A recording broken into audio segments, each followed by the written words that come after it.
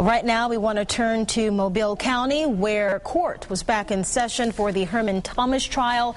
Today, a former inmate took the stand and spoke of the sexual abuse he allegedly suffered at the hands of the former judge.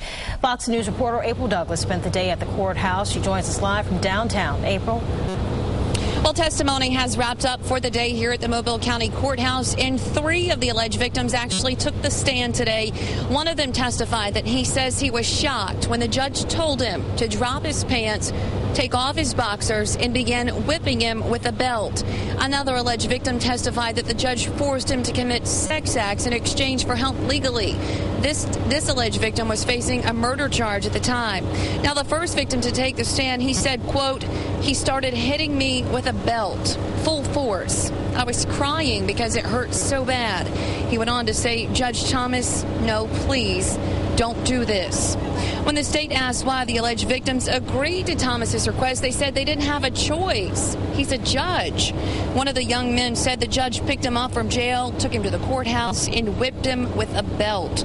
Now, one of the alleged victims' mothers, she also took the stand today, and she cried. She said when her then 18-year-old son told her that the judge had whipped him with a belt, she said, "Good, maybe now you'll learn something."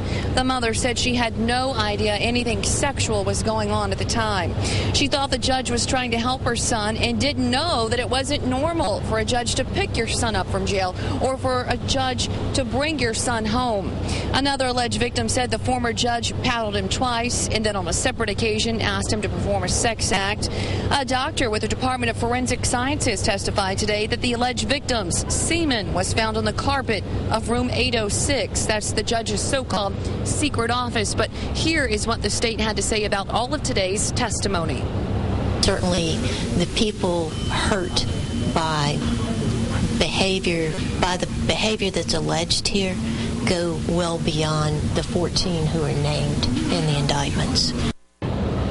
Now, during the cross-examination, the defense says these alleged victims are con men who know how to work the system.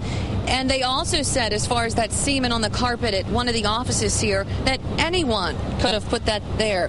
The defense pointed out that the judge would help these young men. He would make them get their GED, help them find a job, and make them cut their hair. Well, the state's argument to that is that it was all part of his plan. Remember, on day 1 of opening statements, they called this the Dr. Jekyll, Mr. Hyde. An alleged victim, it also said today that the judge told him to plead guilty to the charges he was facing and that he would help him out. Now, during testimony, Judge Thomas, I did find this interesting today. In all of the cases that I've covered before, a defendant usually sits behind the table and faces towards the judge.